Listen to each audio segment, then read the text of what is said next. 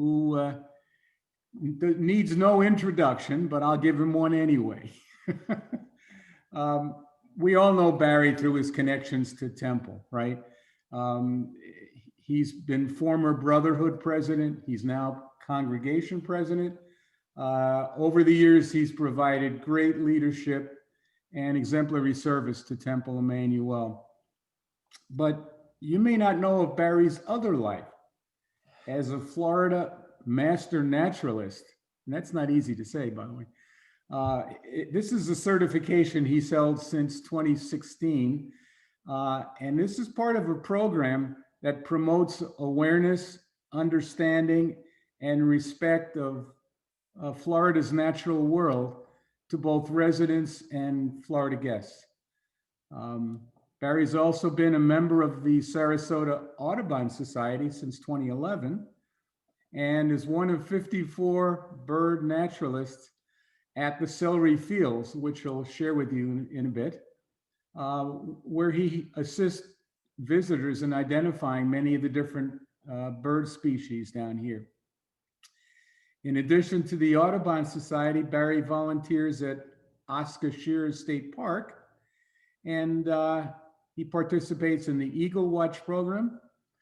And I understand he cooks some pretty mean pancakes for campers that will show up on occasional Sundays down at the park. Originally from Linden, New Jersey, and Barry is at exit 136 on the Garden State Parkway, I think. Some of us would be familiar with that. Barry received a bachelor's degree from Rutgers University. And congratulations, Rutgers, on your win over Michigan State. I'm very upset with my Gophers, but that's another story. We'll forget that. Barry spent his entire working career at Abbott Laboratories in a variety of sales management capacities that took Barry and Barbara to Pennsylvania and Texas. But when not involved in birding, Barry's engaged in golfing, gardening, and visiting 5 grandchildren, both in Connecticut and California. So it gives me great pleasure to turn this over to Barry for his presentation. It's all yours, Barry.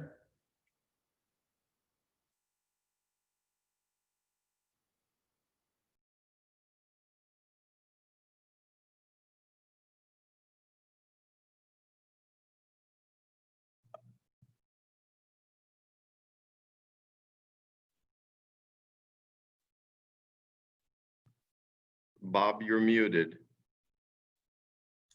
Right. I kept telling you you're muted. I forgot that I was.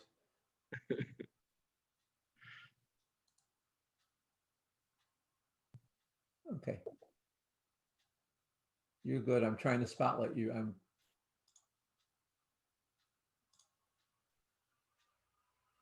There you go. Okay. You're good, Barry. Okay. Great. Thank you, Bob, and for Rich, the introduction. I just want to say a few words before we start the presentation to my bird friends and bird wannabes. I have to tell you that this morning's presentation is really about gaining an understanding of not only the birds in the region, but more importantly, the history. You know, why is the Celery Fields and Sarasota region, you know, such a magnet for these fine feathered friends? Hopefully you'll learn in my 1-hour presentation. And I'm going to ask all of you, if you can, to please hold any questions you have for the end of the presentation, for the talk, or put it in the chat. But, you know, this is a passion that I've had and an interest that I've had that probably only goes back about 10 years.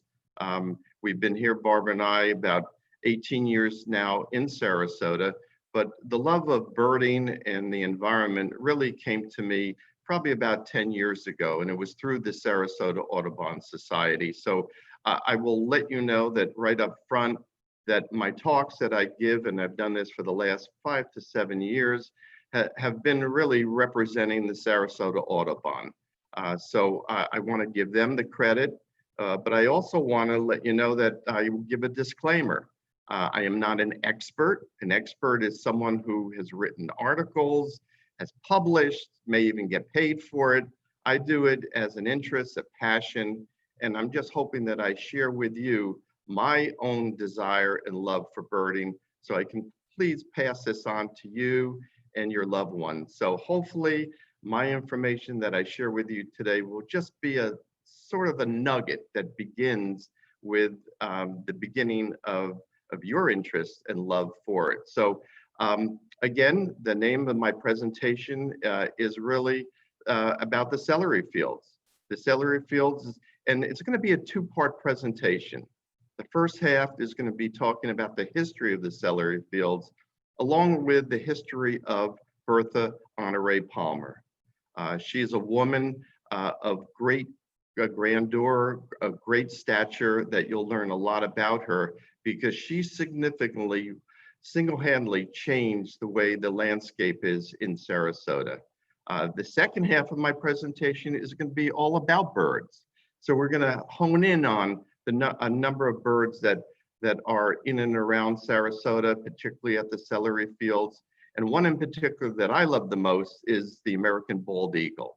And we're going to talk about the bald eagle and what makes it, you know, just a great symbol of the United States of America. So with that said, I'm going to first ask you to watch a video. It's going to be 5 minutes, and then we'll get into the text of my presentation. Bob, video, anytime you want to do it. I'll start the video. Barry, I'll mute myself in a minute. When you want me to stop, just let me know. Okay, great.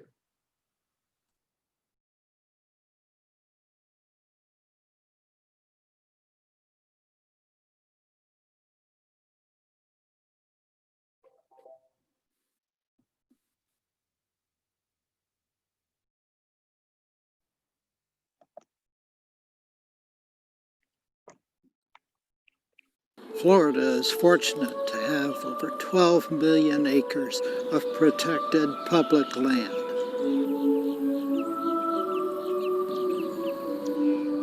These lands help protect the environmental integrity of our state. We will explore these diverse habitats and their importance to all living things, including our own species.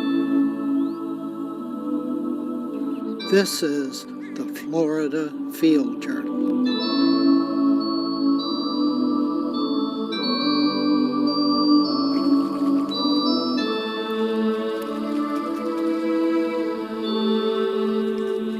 Today, I'm at the celery fields in Sarasota County.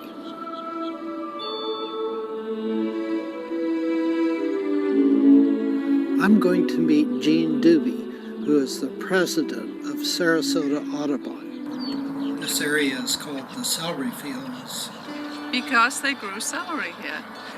At the early part of the 20th century, they drained the sawgrass marsh that was here for agriculture. And because the soil was so mucky and fertile, it was perfect. And they experimented with various crops, but they finally settled on celery as the prime crop. It was under agriculture up and through really in the early 90s.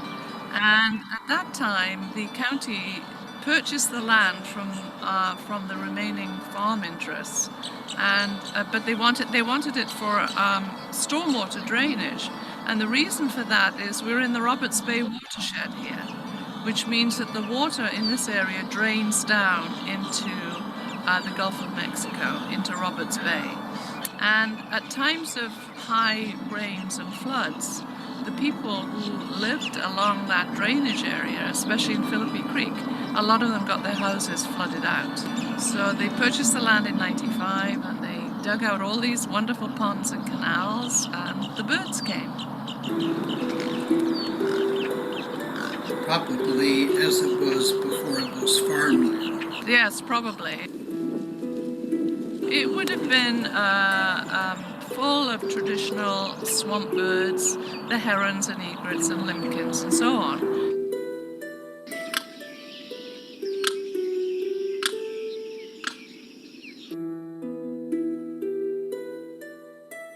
And of course, during the agricultural period, they probably declined dramatically. But now that the county has purchased the land and restored 100 acres, they took 100 acres of the 300 that they purchased and designated that for wetland restoration. And so this is what we have here. And that was finished in May of 2011. And they put thousands, hundreds of thousands of native plants in here.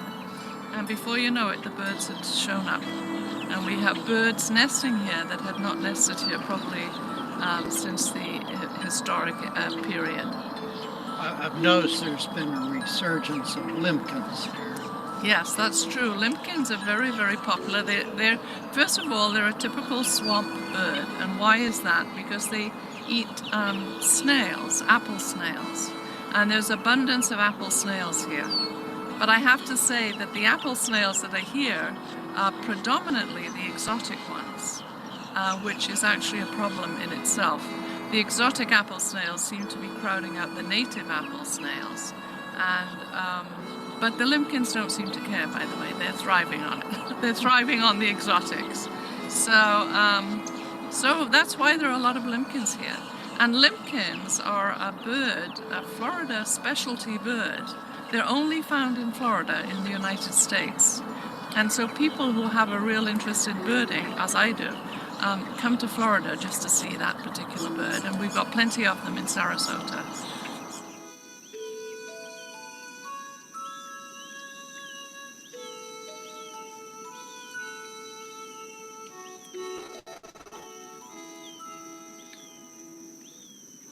We, with the Sarasota Audubon Society, have adopted this area actually, and we've worked with the county in order to develop it into an area of passive recreation and especially wildlife viewing.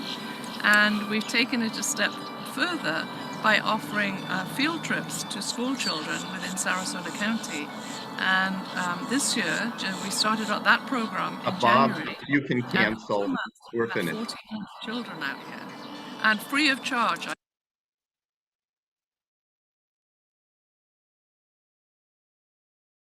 Okay. Again, this video was done a few years ago. Those of you that have been to the celery fields will notice that it is full of vegetation, not only on Mount Celery, but also there at the boardwalk. So we're going to talk more about that in a few minutes. So Bob, if you can proceed to slide number 1.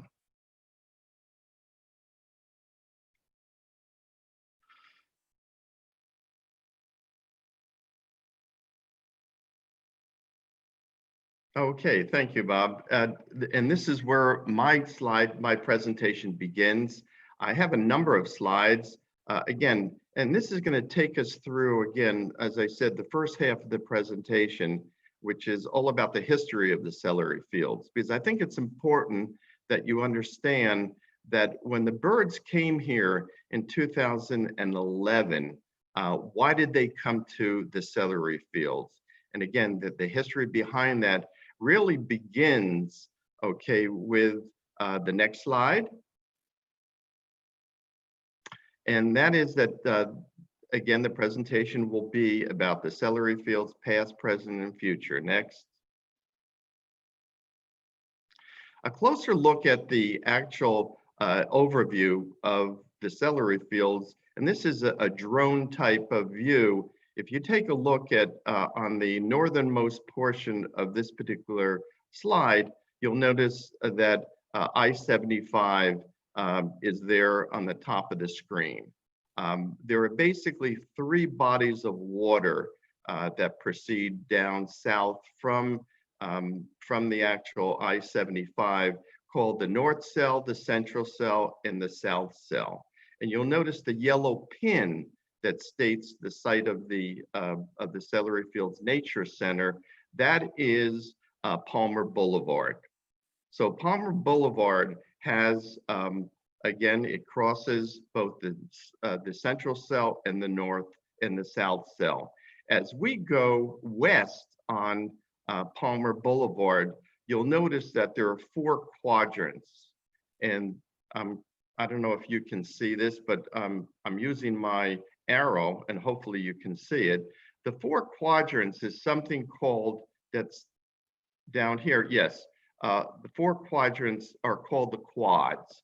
And those are the quads that have been under a lot of review by the county commissioners, because just recently, 2 weeks ago, the county approved that the county will purchase those four particular sites in order for environmental lands. Therefore, no kind of construction or businesses can be built on those four particular pieces of property.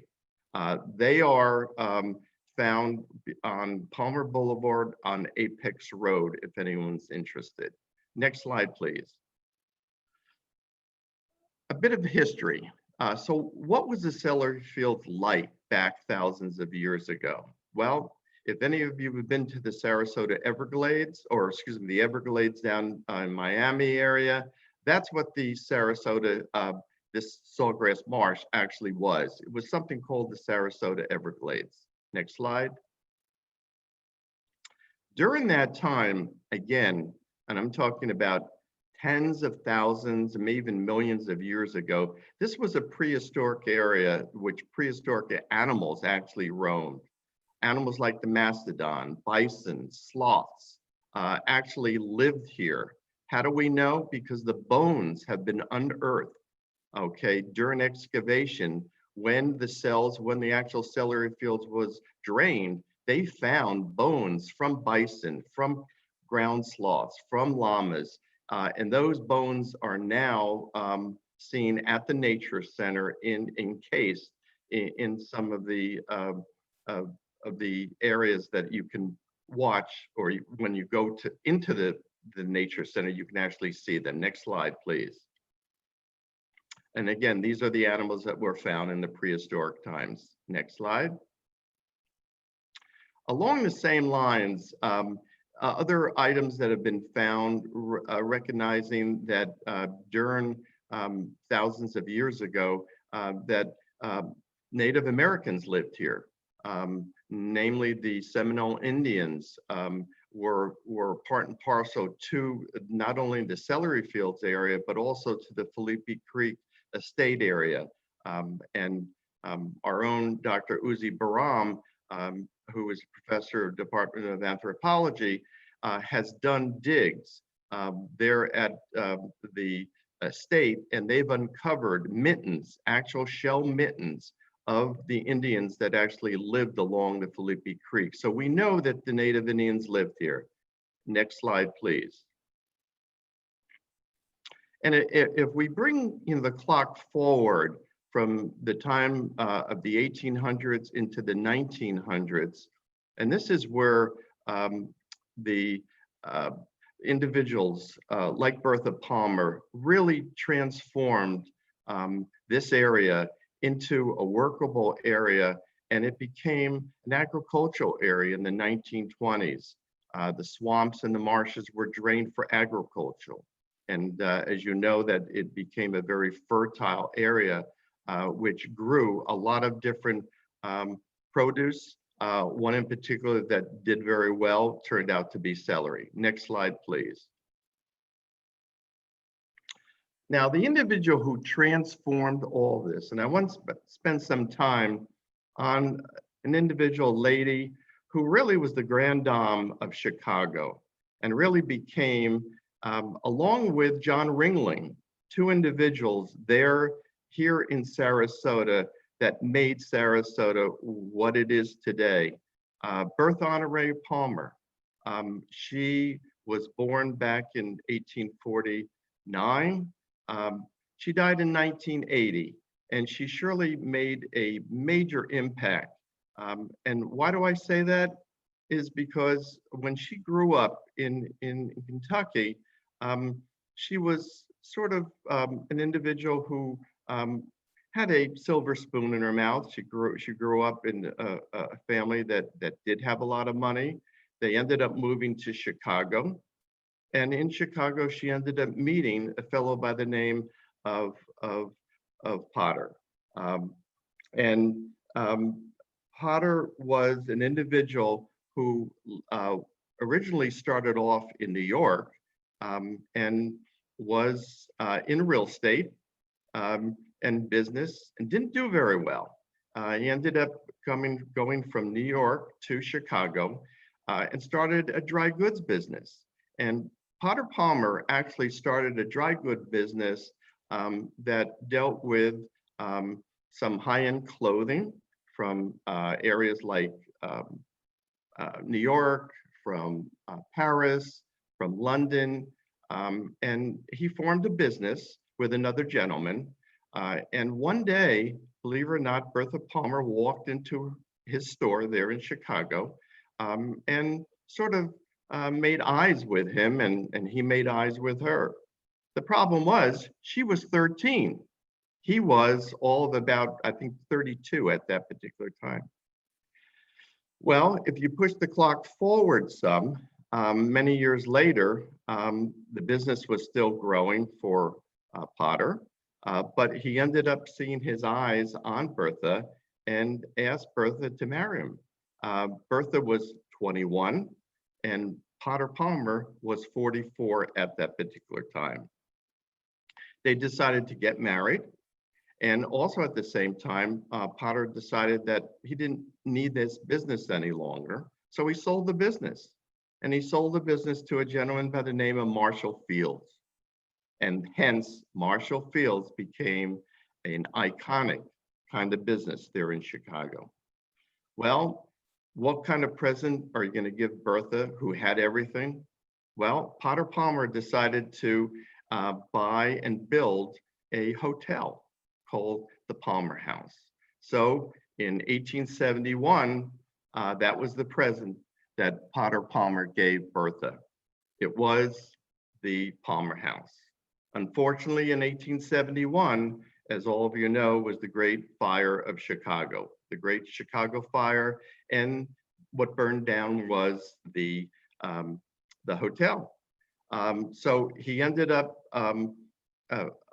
getting a loan and started to take the money that he made from selling the business to Marshall Fields and bought real estate throughout in Chicago and created Lakeshore Drive.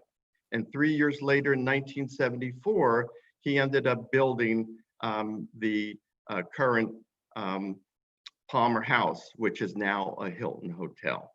So again, Bertha goes a long way in terms of creating you know, a future history for not only Chicago, but as you'll quickly find out, also in Sarasota. Next slide, please.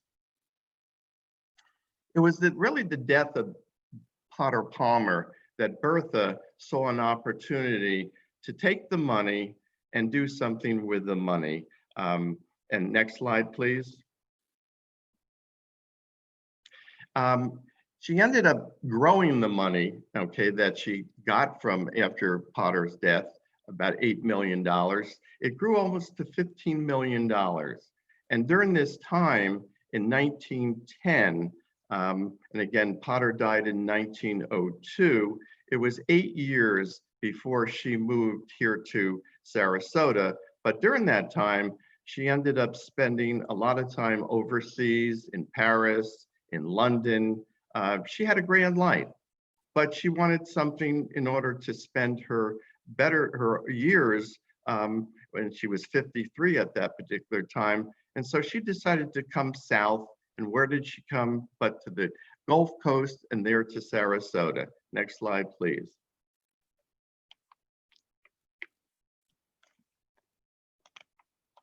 Bertha spent a lot of time, again, as a leader.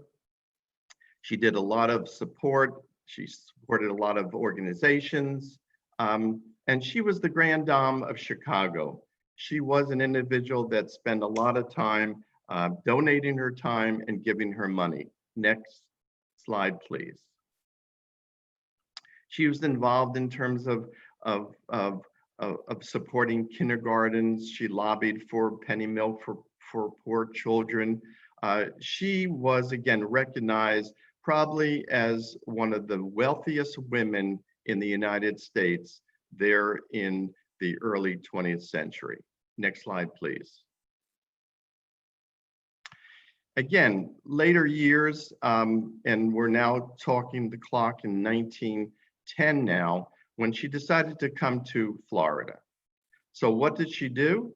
She ended up buying 80,000 acres of land that spanned everywhere from Myakka River State Park, which was meadow sweet pastures at one time, all the way north into Bradenton. And during this time, the 80,000 acres represented a cost to her for about $70,000. Next slide, please.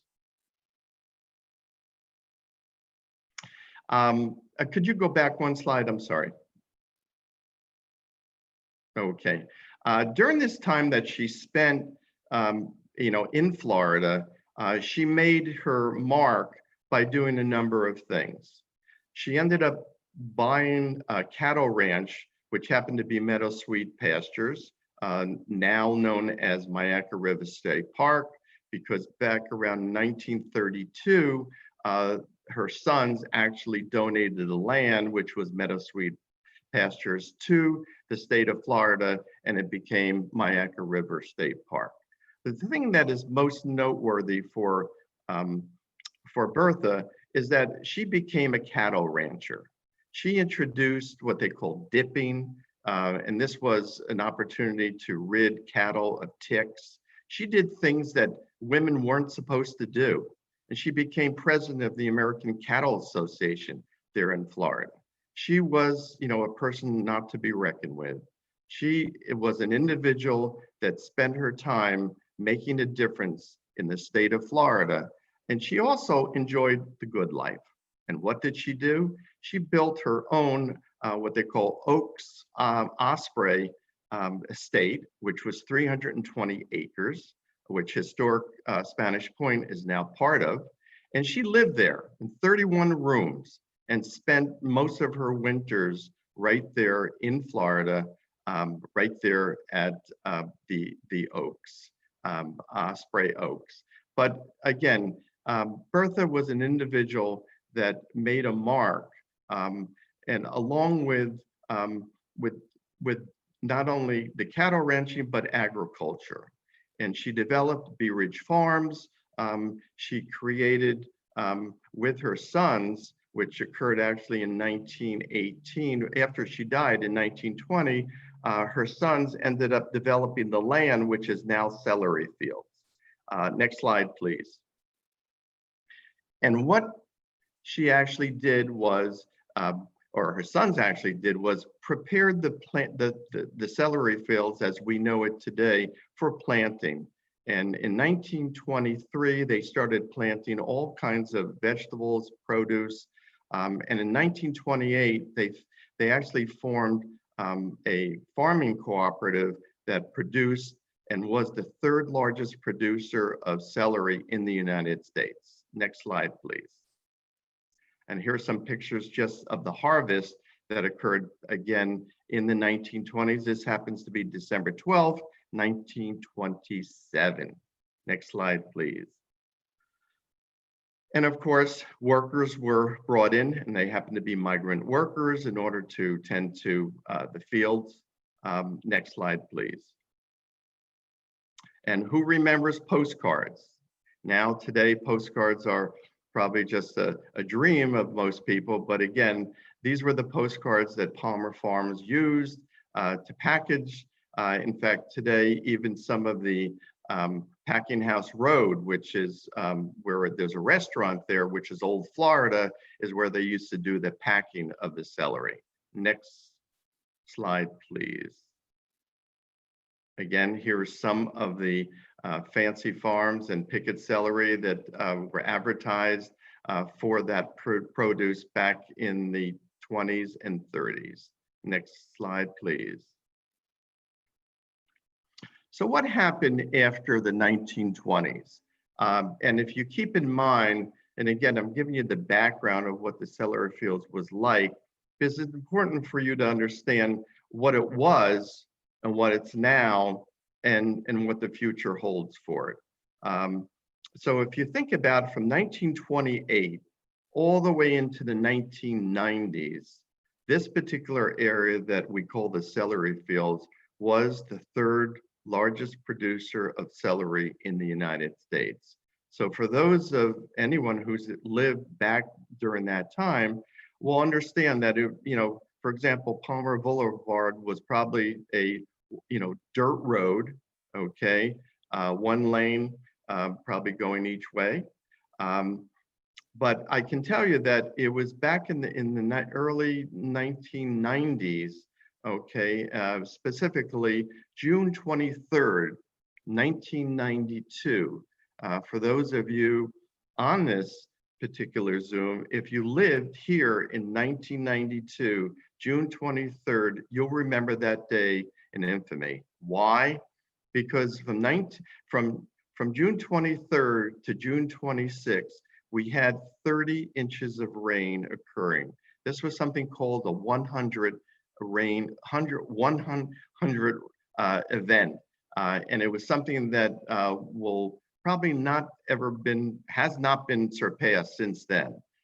During that time, 4,000 homes were affected in and around the celery fields, particularly near the Felipe Creek Basin. The county decided they needed to do something because, again, homes were destroyed, flood waters were raging. And so the county in 1995 purchased 300 acres to create what they call a stormwater management area. Next slide, please. And it took many years before they could actually gouge out the ponds and make it suitable for water retention. Keep in mind that during this time, there was a lot of excavation of the particular celery fields. And again, the soil was made into what we now call Mount Celery. Mount Celery is about 60 feet high. It represents about the second highest point in Sarasota. Rockenbach Park is the highest at around 72 feet.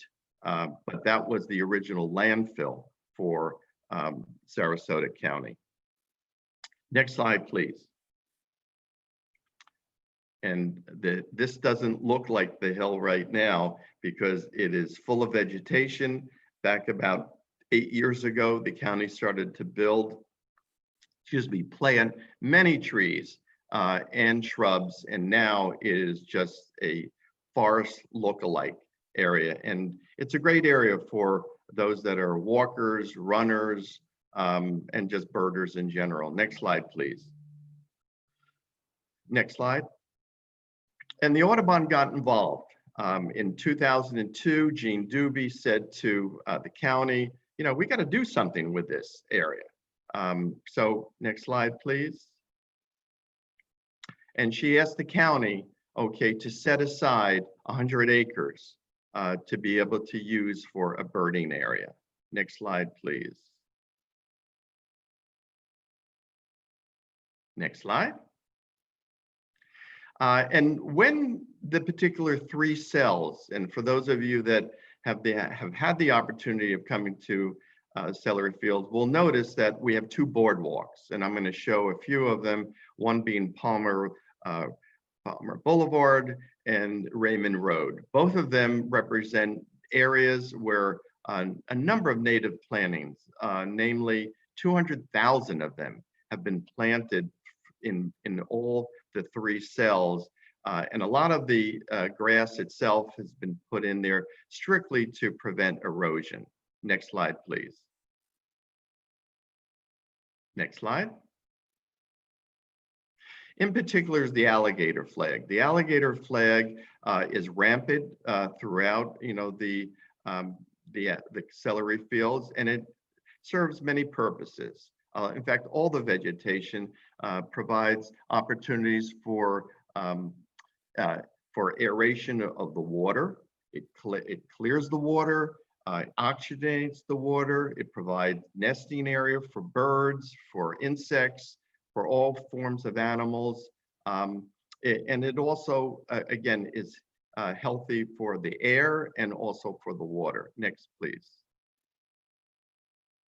Took 7 years from 2000 and actually 4 to 2011 to actually create the restoration project.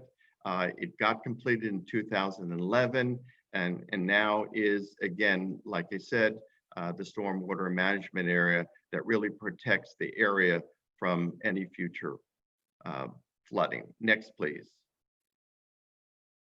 And the old saying that, you know, if you build it, they will come. And sure enough, the birds did come. Different kinds of birds, and we're going to show a number of the birds that, you know, have been able to breed there, to live there, and to flourish there. Next, please. Least bitterns, we have the American bittern and the least bittern. Again, a number of the bitterns have been able to come to the celery fields and provide, it's an area that now provides an opportunity for them to breed, to exist, and again, to be, you know, part of the natural environment here at the celery fields. Next, please. One of my favorites is the purple gallinule. We have the common gallinule and the purple gallinule. They are now breeding, nesting and breeding here throughout the entire year. In fact, you can go to the celery fields today and see particularly at the Raymond Road a boardwalk, that they're there eating off the seeds from the alligator flag. Next, please. And the soras are called our chicken bird. That also is seen there breeding and nesting. And again, a bird that is quite visible also at the celery fields. Next. Again, it's been a partnership. Total amount of acreage there at the celery fields is 440 acres. It's, again, the north cell, the central cell, and the south cell. The boardwalks in particular are only located there on the south cell. Next, please. And of course, we have right at Palmer Boulevard, the Nature Center, which again, 4 years ago, became it actually transformed from a dream to a reality. Next, please. And the Nature Center, again, it has purposes of not only to be a place for individuals to come in and observe birds, but also it's an information center. We have all kinds of presentations that go on there, lectures that are given. It is truly a site for not only children, but also for adults. Next, please. Next, please. Next, please. This is a view, again, from Mount Celery. This was taken a number of years ago. As any of you who've been there recently will notice that, you know, this particular whole area has grown tremendously in its vegetation, and we're very proud of it. Next, please. This is the Palmer Boulevard boardwalk. Again, if you were to see it today, again, a lot of the vegetation has grown in the water, so it doesn't look exactly like this, but the boardwalk is, and the next one should be the Raymond Road. And that is more heavily vegetated. But again, both two great areas for birding, but best to bring your field guide and also your binoculars. Next, please. Okay, we're going to get into some of the birds now at the celery fields, but there's something I just want to draw attention to. Back in 2011, if any of you saw a movie called The Big Year, and if you saw that particular movie, you saw Steve Martin, you saw Jack Black, you saw Owen Wilson trample around the entire world, okay, trying to reach a certain number. And what were they looking for? They were looking for species of birds. And just to give you, you know, a perspective on, you know, how many birds inhabit the world? What do you think? Well, we have 230 million people in the United States. We have 6.6 billion people in the world. But I want to give you a perspective, birding wise. If you go to the celery fields, not that you're going to see this, but we have captured 245 different species of birds here at the celery fields.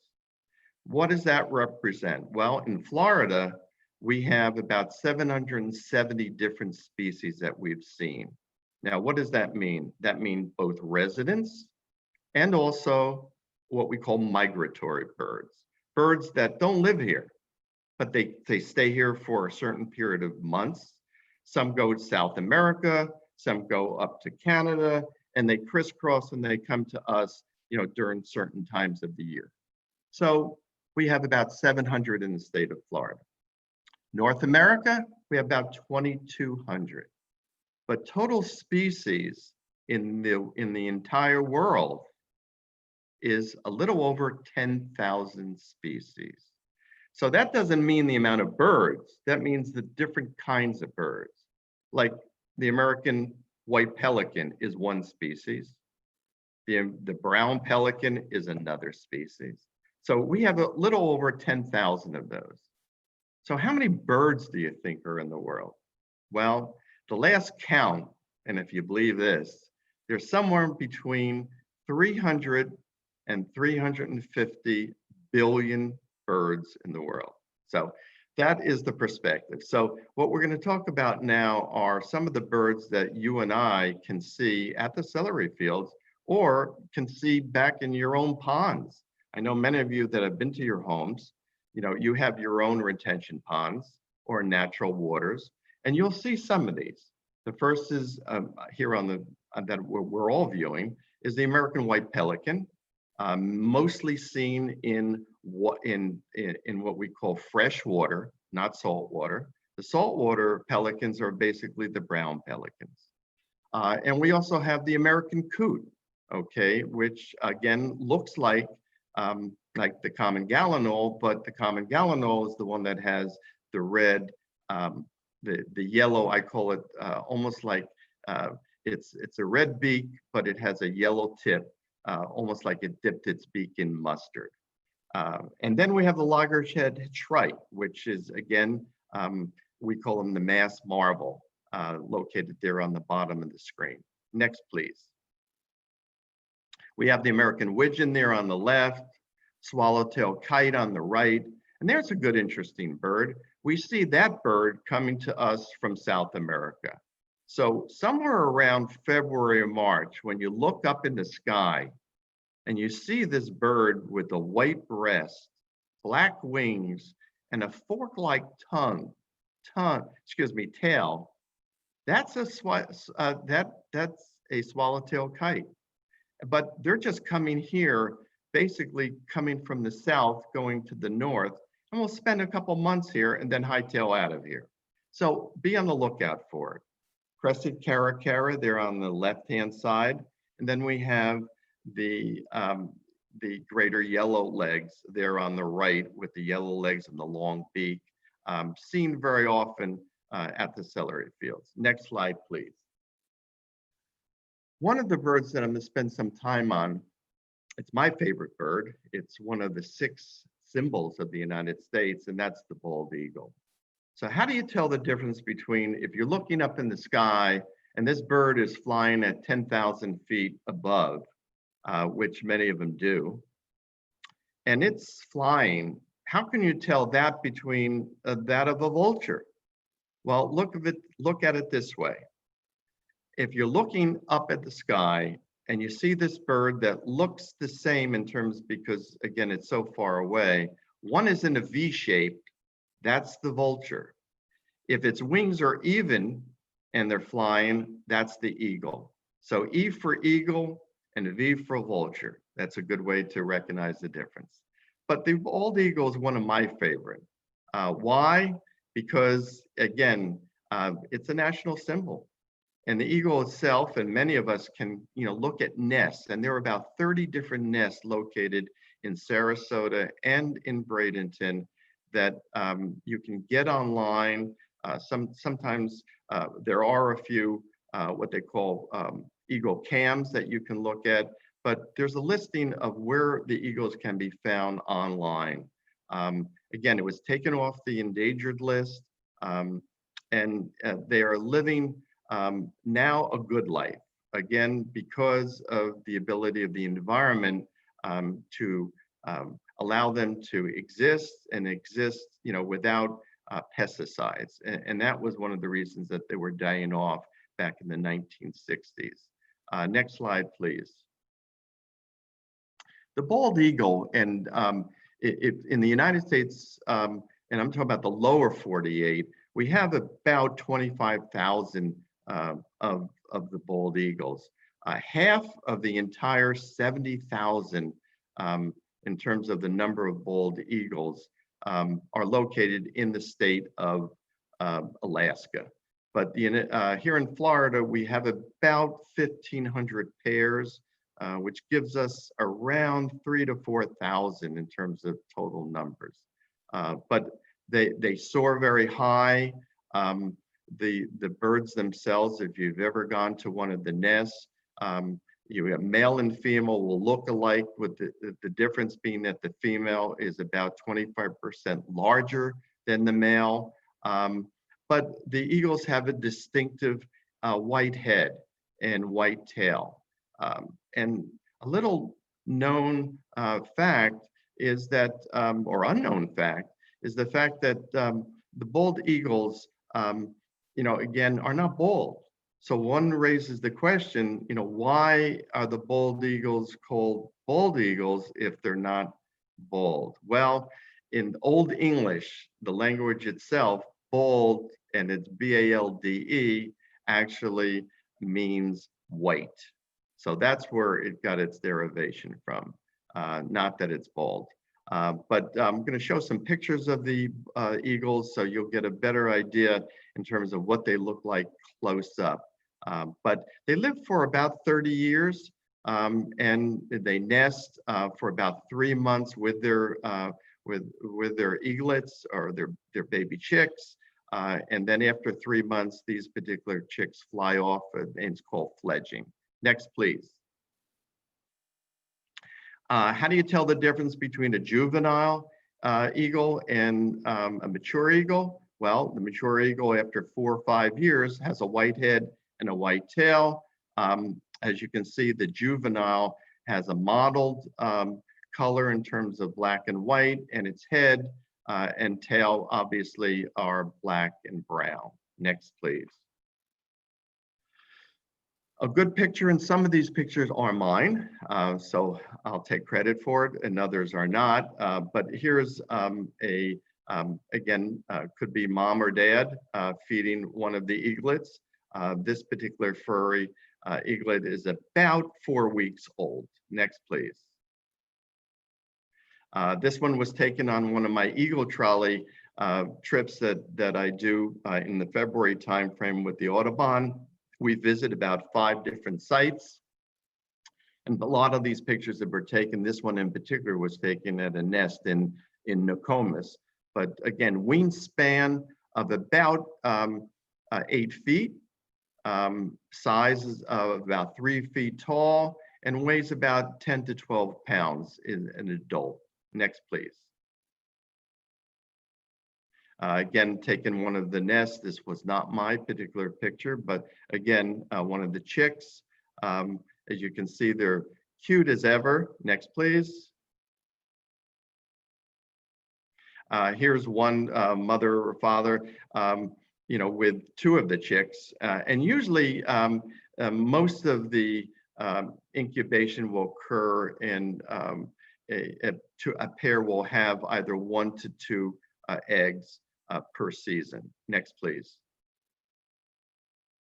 And this is feeding time. They're up perched on probably a high pine tree. Next, please. And again, they're great fishermen, although they cannot lift any more than about 5 pounds. But this is, again, a juvenile, again, without its white head or white tail. Next, please. Again, just making some love. Next, please. Okay, these are the black-necked stilts. They breed, they nest there in Florida, and like our sandhill cranes, when they go to sleep, they sleep on one leg. Can't answer why, but they do. But again, we have a male and a female. How do you tell the difference? Well, the male, okay, happens to be on the left, and it has the black feathers. The one on the right is the female. And how do you tell the difference? It's like a black brown kind of feathers on the side. That's the difference. Next, please. My favorite in terms of beauty. Well, the painted bunting, and we do get them here at the celery fields. They're not native for Florida. They're migratory. They come from the great state of North Carolina, but they come visit us for a few months from around November through around March, April. Phelps Preserve is a great place if you want to go see it outside near Ellington. And they have feeders, bird feeders there at the Bradenton bird site, and you'll have the painted buntings along with other birds that are there at the feeder. Great location to see them. Next, please. My favorite in terms of, Rich Goldman, no, I didn't take this one. I wish I could, but no, my camera is probably not fast enough in terms of shutter speed.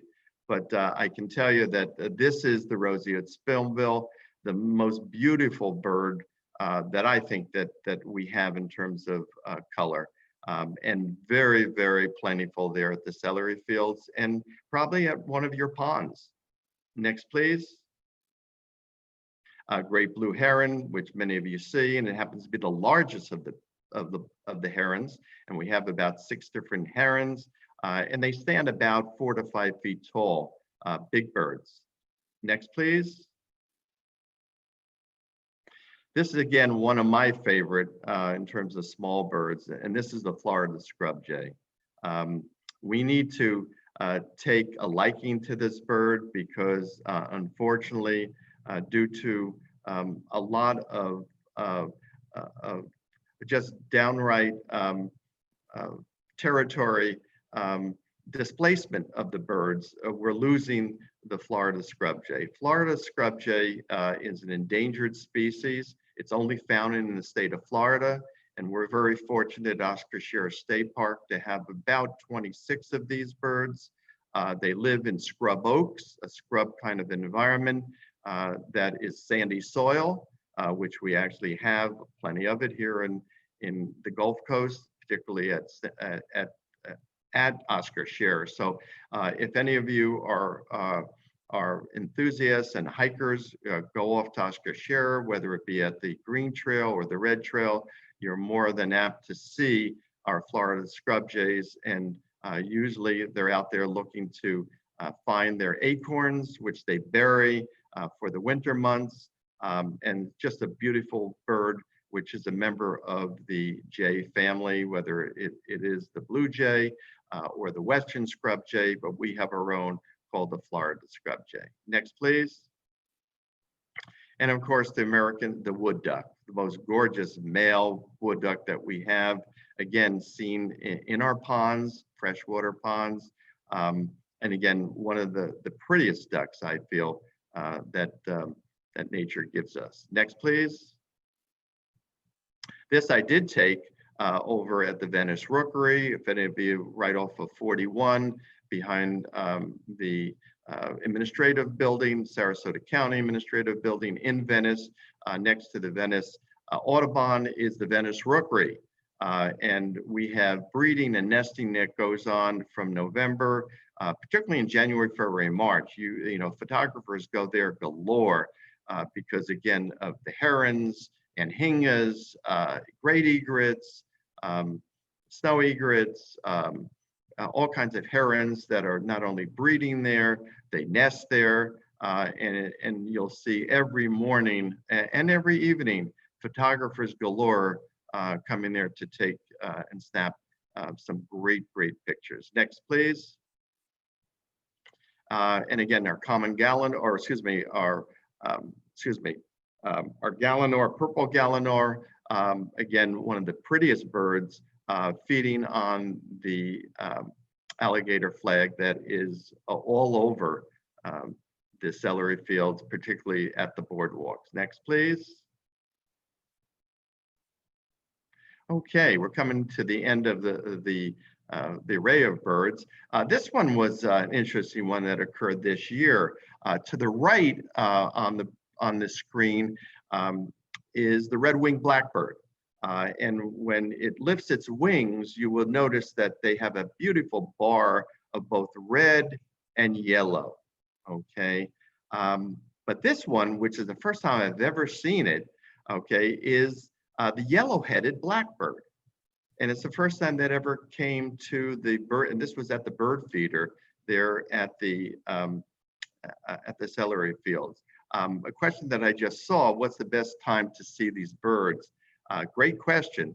And I will tell you that the best time is when the sun rises. So if you can get there, you know, between 7:30, 8 o'clock in the morning.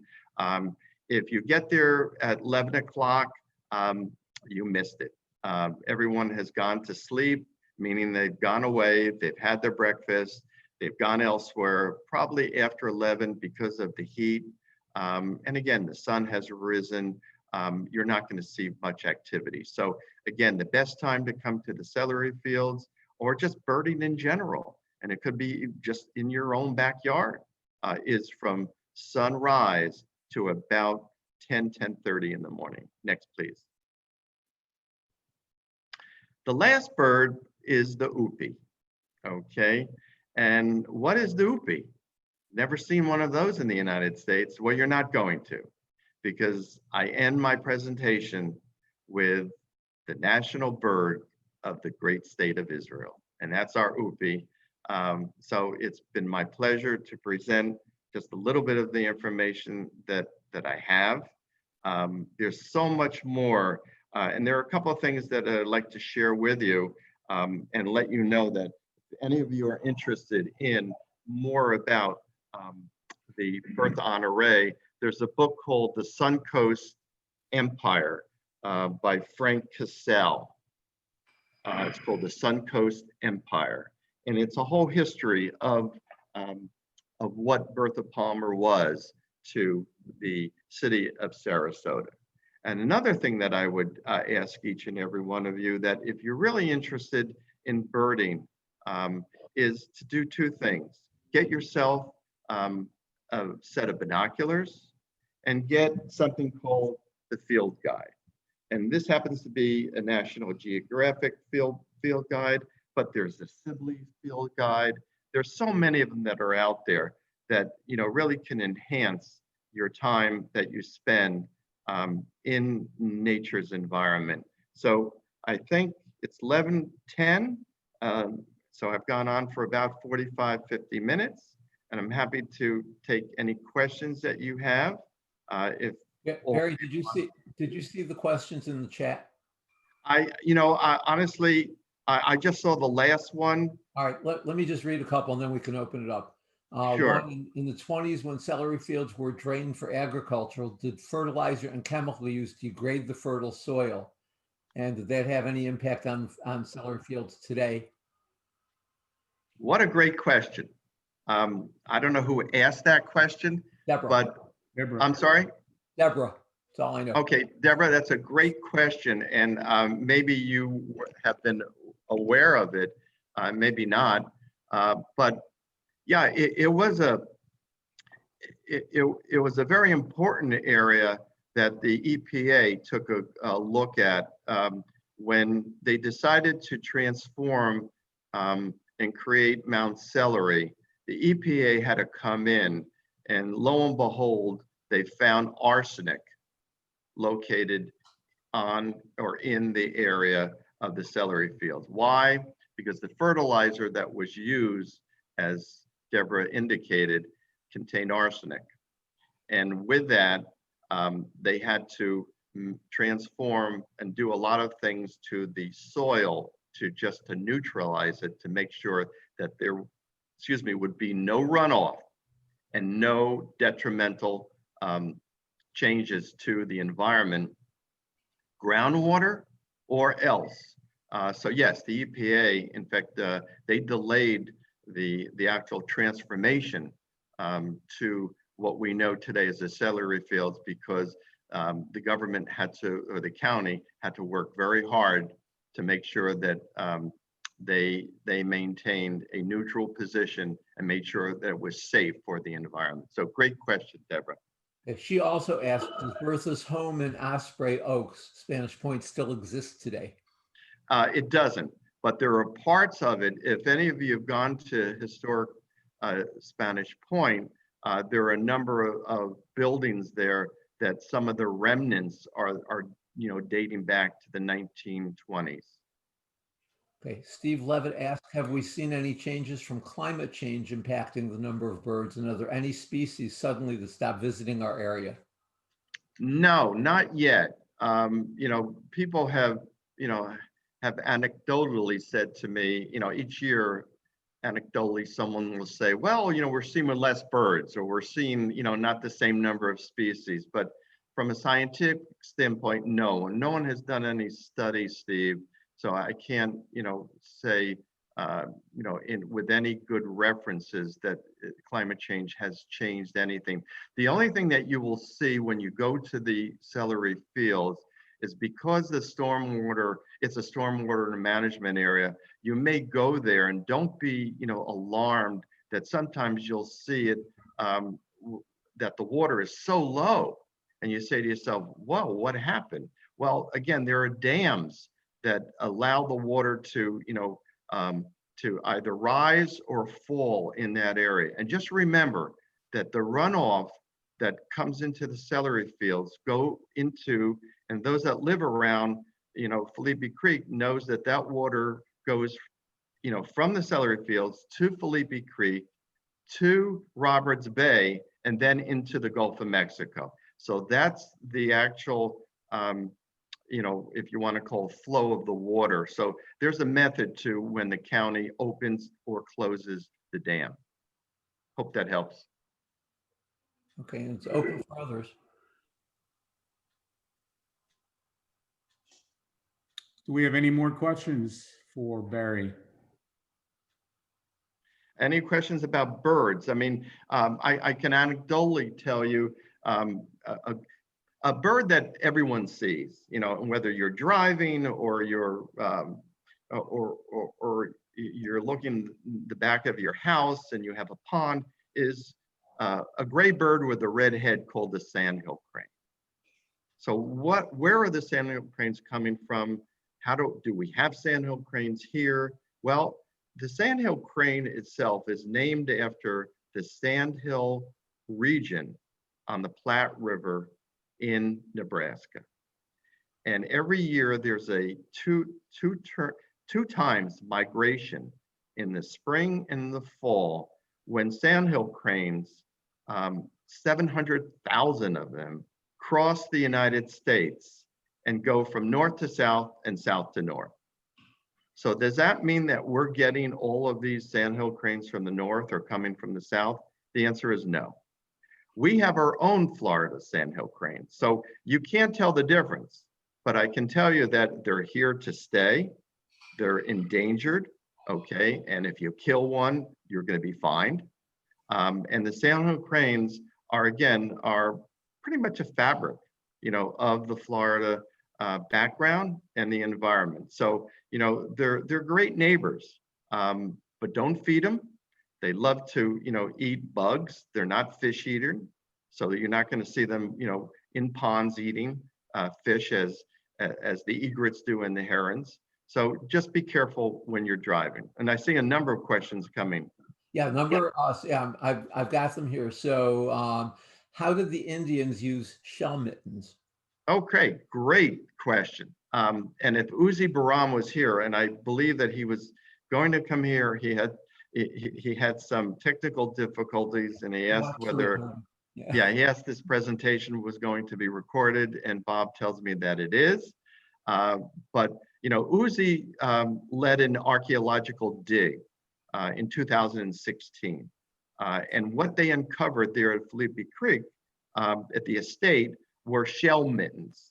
And those shell mittens were actually tools that were used by the Seminole Indians, okay, because they actually lived there on the creek, right there where the estate is. And you know, it's a great natural history area. If any of you are interested in spending an hour at the mansion, just reading, you know, and just walking the path there. You know, we have a lot of beautiful places that, you know, you just need to take advantage of by reaching out, and they're for free. All right, and several here. Somebody's phone is ringing. If you could mute whoever has the phone, if you could mute Carol Howie, is that you? Could you please mute thank you. All right, where's your favorite place to see eagles? My favorite place, because again, I do it all, is Oscar Scher State Park. We have an eagle's nest, okay, on the Red Trail. That's at the park. But there's an eagle's nest that I will share with you that it doesn't cost you anything because, again, Oscar Scher, there's the admittance of $6. But again, if you're looking for, you know, a free admission, right down on Palmer Boulevard, 1 mile past the Nature Center on the left, in between two homes that have recently been built, back about 200 yards. So if you're driving on Palmer Boulevard, just pull off to the side of the road with your binoculars, you'll see a pine tree that has an eagle's nest. So the eagles that we see that come to the platform there at the celery fields are the eagles that are coming from that particular nest. So that one is a nice, easy one. There are quite a few of them in Venice. There's one near the PDQ on I think it's on 70, right off of I-75. There's an eagle's nest there, right behind the PDQ chicken place. There's quite a, if any of you are interested, you know, you can contact me, and I'll give you some specific sites that you can come visit. And the time to do it is like from December to March, because they start they start nesting in and around November, December, and by sometime in January, the eggs have hatched. And usually incubation occurs for 32 days, and the hatchlings will come somewhere around January. Questions, I'm going to combine a couple here. Are there gators in the fields? Do they attack the birds? And also another similar question, what's the predator of the bald eagle? Okay, great questions. These are all great questions. The answer is yes. The celery fields, the waters are filled with alligator, not filled. I mean, Myakka River State Park is what I call filled with alligators. You have your occasional alligator, just like you do in your retention pond in many of the homes that you live in. But the beauty of the celery fields that, you know, in addition to maybe seeing an alligator, you're going to see otters, you're going to see marsh rabbits, you're going to see turtles, you're going to see water snakes, and birds. So a little bit of everything. And the other question was, Bob? It's the predator. Oh, the predator. Yes. The predator snakes are predator. I'm sorry. This is the predator to of the bald eagle. Oh, okay. The hawk. Oh. The hawks are notorious. Hawks and eagles don't get along very well. 2 hummingbird questions. I'll combine those. How do we attract hummingbirds in Florida, and when is there some time that they come to our area? Yeah, good question. The time is, again, winter time. So December to like March, and you need the feeder. You need the sugar water, and it needs to be in that red, environment. It's a hummingbird feeder, that's red. And they're attracted because of the color, red and yellow.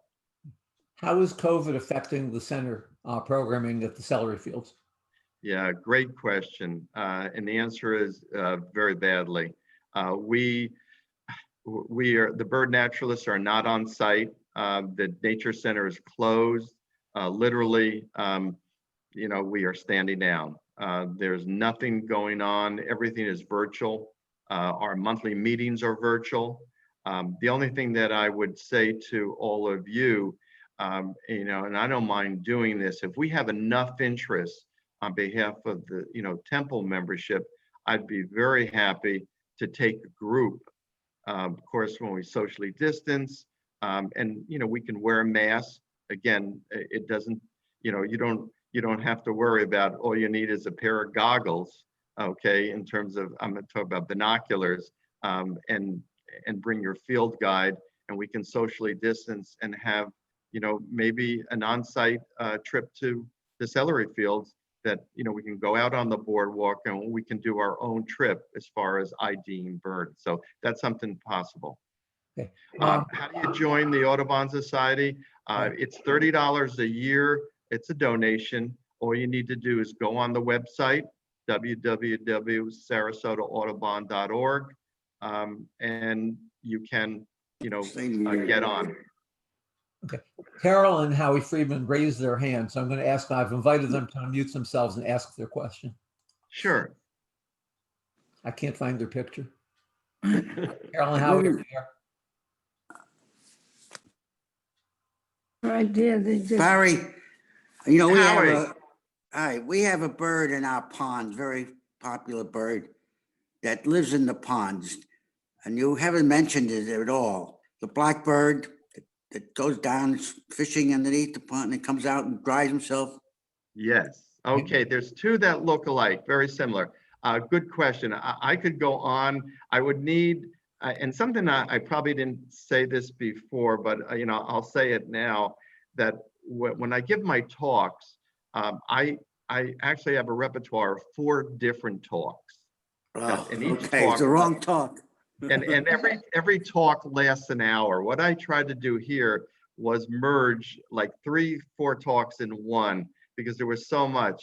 I give a talk that's strictly on, Bertha Palmer. I give one on the celery fields. I give one just on the birds themselves. But to answer your question, there's 2 birds that look alike, but they're different. One is called anhinga, and the other one is called a double-crested cormorant. The So cormorant. Yeah. Cormorant. Now, what's the difference? Well, the anhinga, literally, when the bird is in the water, its neck only shows, its body is usually below the water. Okay, and it's called the snake neck. Why? Because its neck is like S-shaped, it's snake, it's a very long beak. Okay, and they eat fish. Okay, now you have the double-crested cormorant that swims above the water, and its snout or its beak is probably half the size of the anhinga. The difference, both of them end up, when they go to the side of out of the water, they have to spread their wings because neither one of them have oil glands. So they can't fly if the wings and the feathers are wet. So that's why both of them have their wings expanded, they dry out their wings, and then they're able to fly when they need to. But most of them spend their life on the water. Several chats, just so you know, people that would be interested in a tour. And I'm not going to, I'll say when you're ready to do that, we'll send some type of a note out to see who wants to sign up for it. Absolutely. But thank you. I saw that from the Tebows and others. And yes, I'd be very happy to. Hallman's, yeah, there's.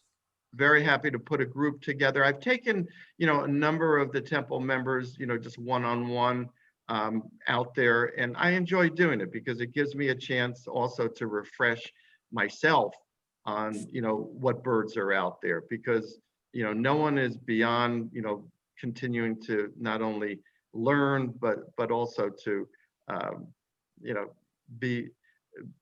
be out there. Next question. Rabbi Michael, by the way, has put a link in here for the Audubon Society for membership dues for signing up. So there is. Thank you. Thank you, Rabbi.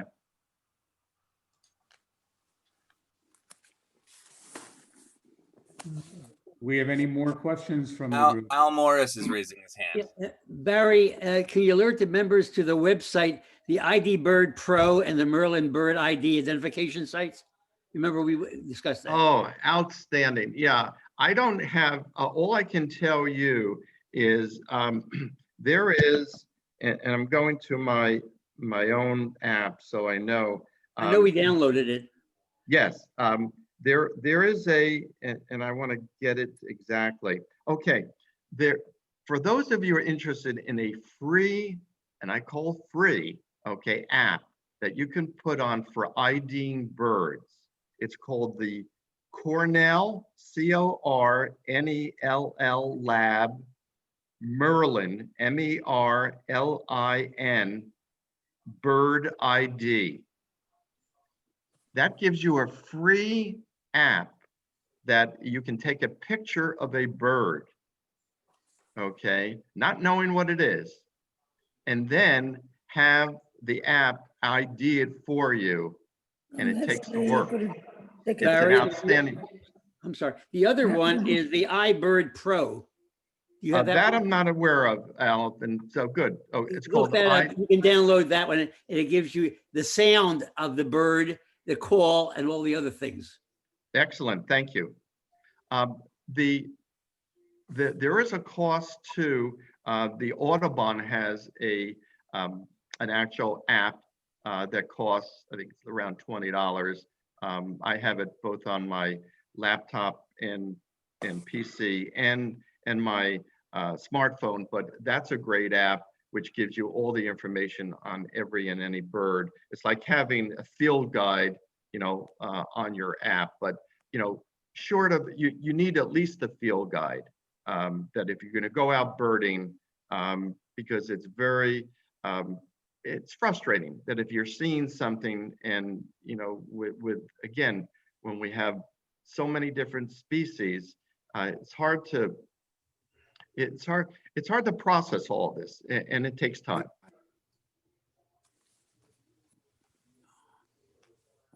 Can I mention something? Oh, You know, absolutely. you mentioned the iBird Pro, and Ellen had that app on her on one of her tablets a few years ago. It was actually several years ago, I think now. Okay. We were sitting in her father's backyard and we were watching the hummingbirds, and the hummingbirds were coming around, and we were trying to identify what the different hummingbirds were that were there.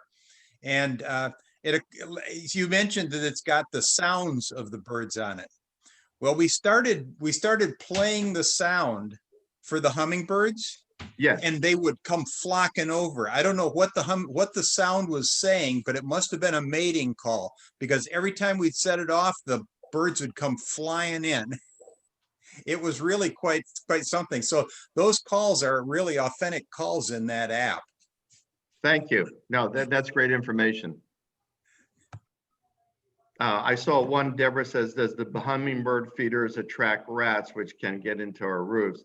So true.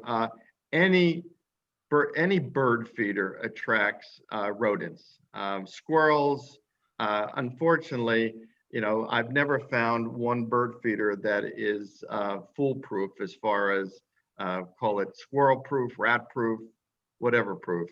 If you have one, please let me know. It looks like Alice and Susan are raising their hand. I'm going to ask. Okay. And Donna Jablo as well. Okay, thank you. Hey, I've tried everything on the bird feeder to get rid of the squirrels, but we have found the trick. We used Vaseline, and we used Vaseline on the pole and on the top so that they can't jump. When they jump on it, they fall off. And when they try to go up the pole, they can get a little ways up, and then we watch them sliding down. And that has probably worked for about 8 months. They don't come around as much anymore, but it works. We have to redo it every once in a while. It is beautiful to see a squirrel slide down a post. That is excellent. In fact, another phenomena that's occurred, Barbara and I experienced this a number of years ago. Maybe some of you have also, and that is the reoccurring northern cardinal that tends to, you know, for whatever reason, wants to come to our window and pecks at the window. Okay, and in reality, what the bird is seeing is a reflection of himself or herself, and everything that we tried, by putting paper in there and putting, an aluminum pan, anything to distract it, did not work. And then after 2 years, never came back. So I don't know if any of you have had any experiences with the case of the northern cardinal that comes to your window. Any other questions? Donna Jablo, did you have a question? You're muted. Okay, I'm not seeing her. Yeah.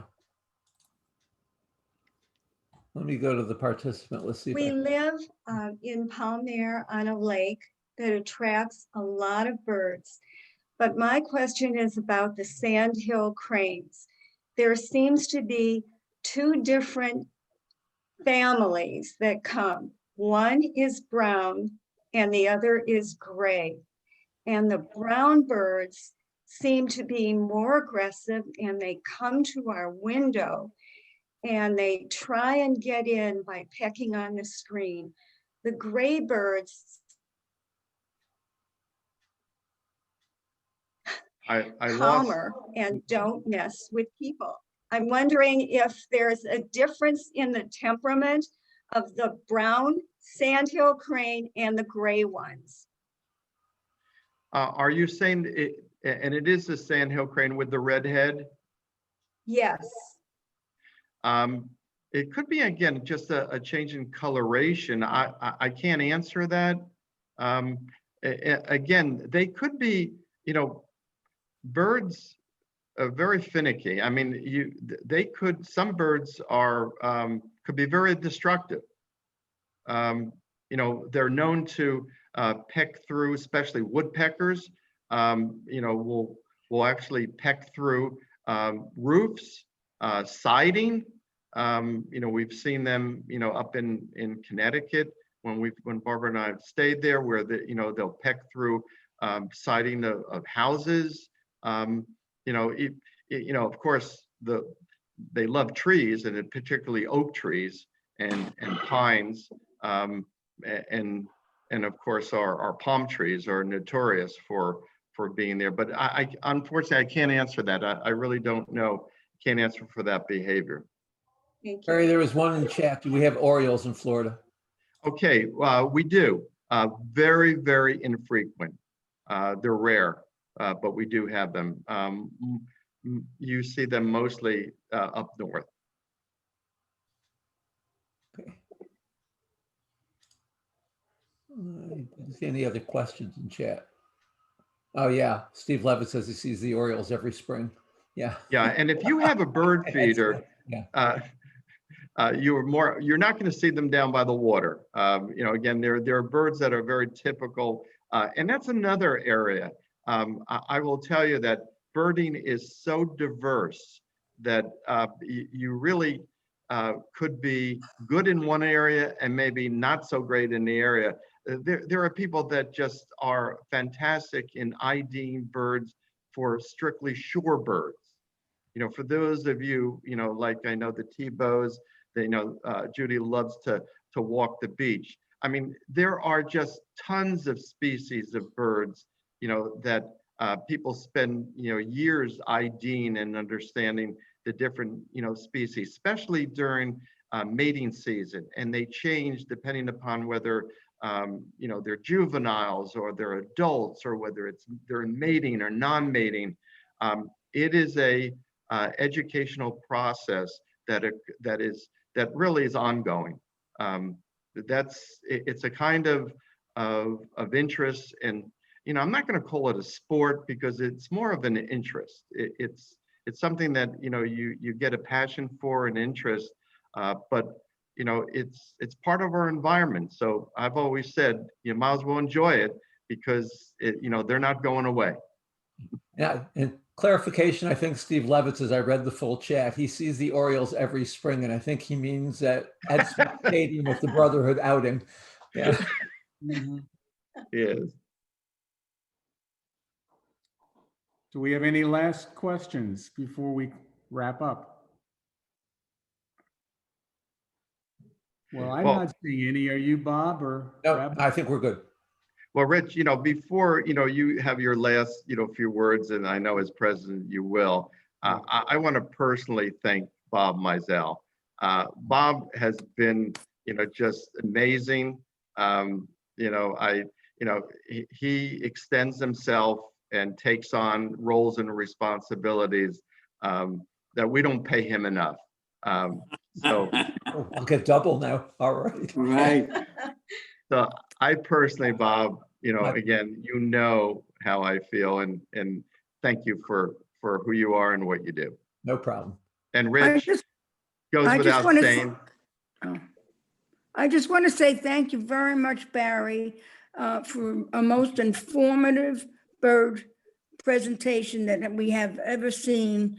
You did an awesome job, and for an hour and a half, I was glued to the screen. So thank you very much. Right. Well, thank you, Carol. I would like to echo the sentiments of people that I've seen with their comments in chat. This was a great presentation, Barry. Thank you for everything. Thank you for sharing your passion.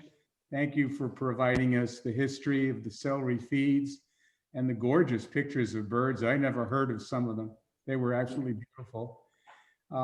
It was most educational and informative, and we hope to have you back with another presentation. So thank everybody. Okay. Thank you, guys. Stay safe. Enjoy your rest of and go Bucks. Stay well, and we look forward to seeing you for the show of Go force. Rays. Oh, and Rays. Good night for the Rays. And Giants. Giants are not playing today. Oh, Oh, no. Giants are not playing. Okay. Giants are losing. Sorry, Howie. Yeah. Great presentation. Wonderful. Goodbye, guys.